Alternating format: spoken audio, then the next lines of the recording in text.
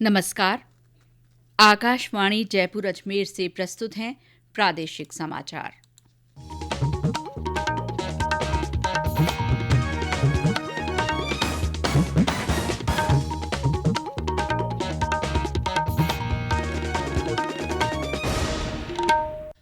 मुख्य समाचार।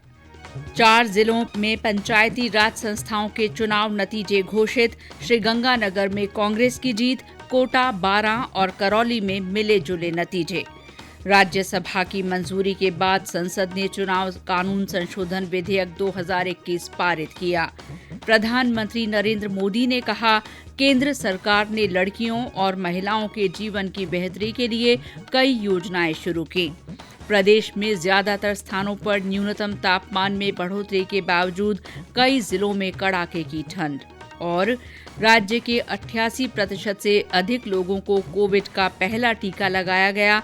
बूंदी 100% टीकाकरण वाला दूसरा जिला बना। समाचारों के साथ मैं शीला चावला। देश कोविड-19 के खिलाफ लड़ाई में 150 करोड़ टीकाकरण की उपलब्धि हासिल करने की ओर अग्रसर है। कोरोना के नए वेरिएंट के समाचारों ने चिंता को बढ़ा दिया है। इसीलिए हम अपने श्रोताओं से अपील करते हैं कि जल्दी ही दोनों टीके लगवाएं और अन्य लोगों को भी टीका लगवाने में सहायता करें। कृपया इन 3 आसान उपायों का पालन अवश्य करें। मास्क लगाएं, 2 गज की सुरक्षित दूरी बनाए रखें, हाथ और चेहरा साफ रखें।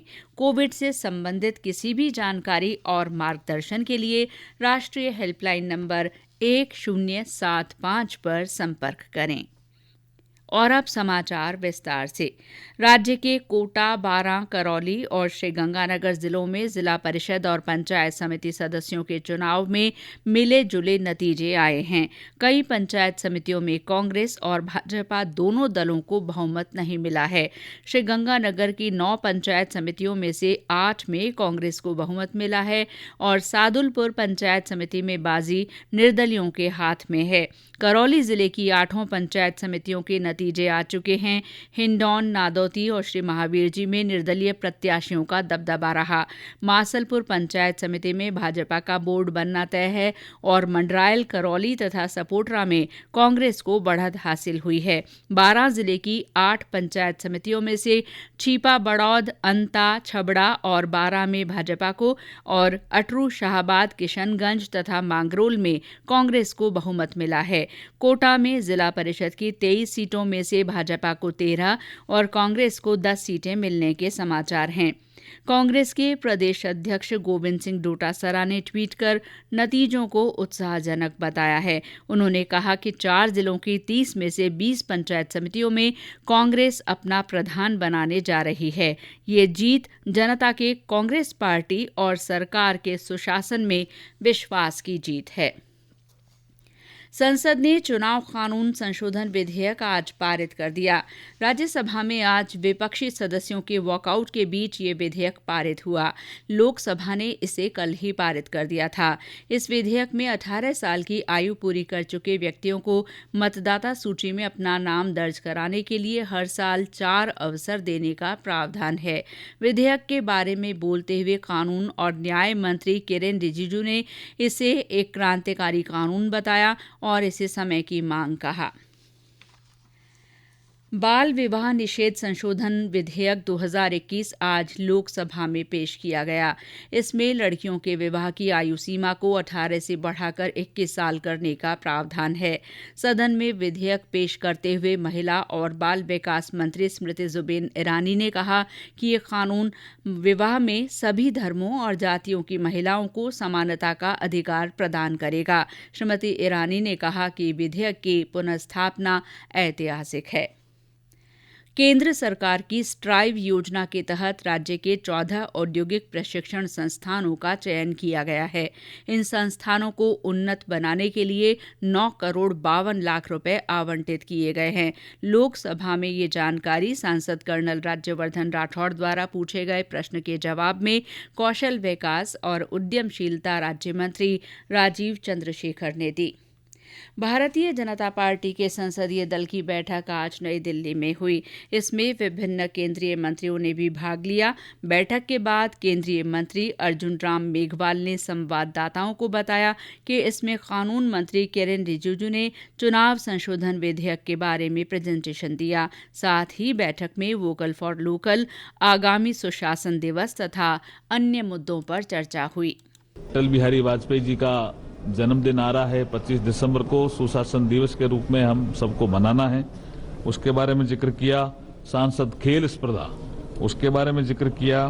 और एक बहुत महत्वपूर्ण एक प्रोग्राम जो महिला बाल विकास मंत्रालय का है, स्वस्थ बाल बालिका स्पर्धा, ये सभी सांसदों को अपने अपने क्षेत्र में करनी है। प्रधानमंत्री नरेंद्र मोदी ने कहा है कि केंद्र और राज्य सरकारों की योजनाएं तथा कार्यक्रम महिलाओं के जीवन में बड़ा बदलाव ला रहे हैं और उन्हें सुरक्षा दे रहे हैं। प्रधानमंत्री ने उत्तर प्रदेश के प्रयागराज में महिला सशक्तिकरण पर आयोजित एक कार्यक्रम में 2 लाख से अधिक महिलाओं को संबोधित किया। प्रधानमंत्री ने कहा कि 2014 में सत्ता में आने के बाद उनकी सरकार ने लड़कियों और महिलाओं के जीवन की बेहतरी के लिए कई योजनाएं शुरू की। बेटी बचाओ बेटी पढ़ाओ योजना में बदलाव के बारे में श्री मोदी ने कहा कि अब कई राज्यों में बालिका लिंगानुपात बढ़ रहा है। ये समाचार आकाशवाणी जयपुर अजमेर से प्रसारित किए जा रहे हैं। समाचार अभी और भी हैं, लेकिन पहले ये संदेश। चलो मिलकर एक शुरुआत करें, चलो एक फैसला आज करें, मास्क नहीं तो टोकेंगे, कोरोना को रोकेंगे, चलो एक इरादा करते हैं, चलो कुछ वादा करते हैं, मास्क नहीं तो टोकेंगे, कोरोना को रोकेंगे। समाचारों में आपका फिर स्वागत है। प्रदेश में ज्यादातर स्थानों पर न्यूनतम तापमान में बढ़ोतरी के बावजूद कई जिलों में कड़ाके की ठंड का असर बरकरार है। मौसम विभाग के अनुसार पिछले 24 घंटों में फतेहपुर शेखावाटी सबसे ठंडा स्थान रहा, जहां न्यूनतम तापमान 1.3 डिग्री सेल्सियस दर्ज किया गया। इसके अलावा चूरू में न्यूनतम तापमान 2.4 डिग्री सेल्सियस और भीलवाड़ा, अलवर, चित्तौड़गढ़, श्रीगंगानगर के संगरिया, अलवर तथा करौली में 4 डिग्री सेल्सियस से नीचे दर्ज किया गया। मौसम विभाग ने 23 दिसंबर से 26 दिसंबर तक हनुमानगढ़ तथा श्रीगंगानगर में कोहरे की संभावना जताई है। विभाग ने कहा है कि राज्य में अगले 48 घंटों में तापमान में और बढ़ोतरी होने तथा शीतलहर से निजात मिलने की संभावना है। आज साल का सबसे छोटा दिन रहा। आज का दिन 10 घंटे 18 मिनट और 20 सेकंड का रहा, जबकि रात 13 घंटे 41 मिनट और 10 सेकंड की होगी। प्रदेश में यूरिया की और आपूर्ति के लिए कृषि आयुक्त डॉक्टर ओम प्रकाश ने आज नई दिल्ली में उर्वरक मंत्रालय के अधिकारियों से मुलाकात की। केंद्र सरकार ने राज्य को इस महीने 3.5 लाख मीट्रिक टन यूरिया आवंटित किया है। इसमें से राज्य को अब तक 2.5 लाख मीट्रिक टन यूरिया मिल चुका है। कृषि विभाग का प्रयास है कि बाकी 1 लाख मीट्रिक टन यूरिया भी आने वाले 2-3 दिन में राज्य को मिल जाए, ताकि किसानों को यूरिया के लिए परेशान न होना पड़े। प्रदेश सरकार के 3 साल का कार्यकाल पूरा होने के सिलसिले में जिलों के प्रभारी मंत्री अपने अपने जिलों का दौरा कर रहे हैं। आज सवाई माधोपुर में सार्वजनिक निर्माण और जिला प्रभारी मंत्री भजनलाल जाटव ने कहा कि सरकार ने पिछले 3 साल में गरीब और किसानों सहित आम जन के कल्याण के लिए उल्लेखनीय कार्य किए हैं। दौसा में जिला स्तरीय समारोह में प्रभारी मंत्री विश्वेंद्र सिंह, आबकारी मंत्री परसादी लाल मीणा, जिला कलेक्टर पीयूष सामरिया, पुलिस अधीक्षक अनिल बेनीवाल ने जिले की विकास पुस्तिका का विमोचन किया। बांसवाड़ा जिला प्रभारी मंत्री भंवर सिंह भाटी ने रंगमंच हॉल में सरकार के 3 साल पूरे होने के उपलक्ष्य में पुस्तिका का विमोचन किया। उन्होंने सूचना केंद्र में विकास प्रदर्शनी का शुभारंभ भी किया। जालौर जिले के प्रभारी मंत्री अर्जुन सिंह बामनिया ने कहा कि राज्य सरकार प्रत्येक ब्लॉक स्तर पर युवाओं के लिए खेल स्टेडियम तैयार करेगी। बीकानेर में कृषि और पशुपालन विभाग मंत्री तथा जिला प्रभारी लालचंद कटारिया के मुख्य आतिथ्य में कार्यक्रम आयोजित किया गया। सिरोही में मंत्री महेंद्र चौधरी और चूरू जिले में प्रभारी ब्रजेंद्र ओला ने विकास प्रदर्शनी का शुभारंभ किया। देश में अब तक 138 करोड़ 35 लाख से ज्यादा कोविड टीके लगाए जा चुके हैं। स्वास्थ्य मंत्रालय ने कहा है कि कल 64,56,000 से ज्यादा टीके लगाए गए। प्रदेश में प्रतापगढ़ जिले के बाद बूंदी जिले में भी 100% योग्य लोगों को कोविड का पहला टीका लगाया जा चुका है। बूंदी जिले में 8,34,000 से ज्यादा लोगों को पहला टीका लगाकर ये उपलब्धि हासिल की गई है। सीकर, हनुमानगढ़ तथा जयपुर जिलों में 95% से ज्यादा योग्य लोगों को पहला टीका लगाया जा चुका है। टीकाकरण के मामले में राज्य के केवल जालौर, भरतपुर तथा करौली जिले पिछड़ रहे हैं। राज्य में 88% से अधिक लोगों को पहला टीका जबकि 70% से अधिक योग्य लोगों को दोनों टीके लगाए जा चुके हैं। प्रदेश में अब तक कुल 7,74,93,000 से ज्यादा टीके लगाए गए हैं। विशेषज्ञों का कहना है कि कोरोना के नए वेरिएंट ओमिक्रॉन से घबराने की जरूरत नहीं है। जीबी पंत अस्पताल के डॉक्टर संजय पांडे ने कहा कि इस वेरिएंट की संक्रमण दर ज्यादा है, इसीलिए मास्क लगाने सहित अन्य सुरक्षा उपायों को अपनाना जरूरी है।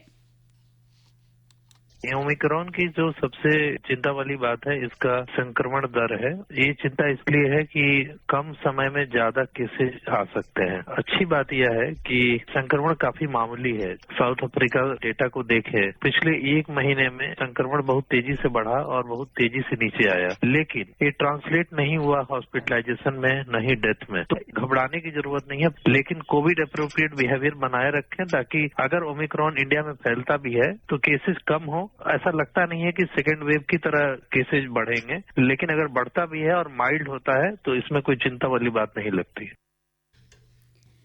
केंद्र सरकार के वस्त्र मंत्रालय की ओर से आज जयपुर में पैठणी साड़ी के प्रचार प्रसार के लिए प्रदर्शनी का आयोजन किया गया। प्रदर्शनी में अलग अलग तरह के डिजाइन और बॉर्डर की कलात्मक साड़ियां प्रदर्शन के लिए रखी गई हैं।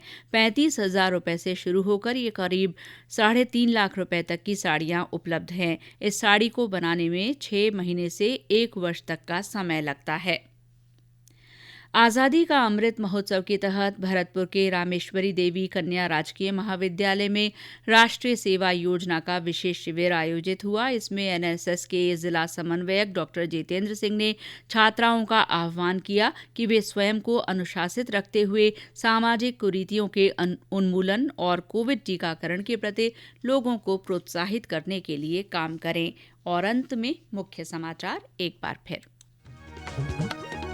4 जिलों में पंचायती राज संस्थाओं के चुनाव नतीजे घोषित कर दिए गए हैं। श्रीगंगानगर में कांग्रेस को जीत मिली है। कोटा, बारां और करौली में मिले जुले नतीजे आए हैं। राज्यसभा की मंजूरी के बाद संसद ने चुनाव कानून संशोधन विधेयक 2021 पारित कर दिया है।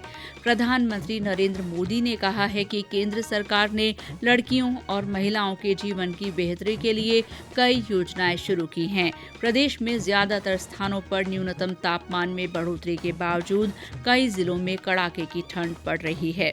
और राज्य में 88% से अधिक लोगों को कोविड का पहला टीका लगाया जा चुका है। बूंदी 100% टीकाकरण वाला दूसरा जिला बन गया है।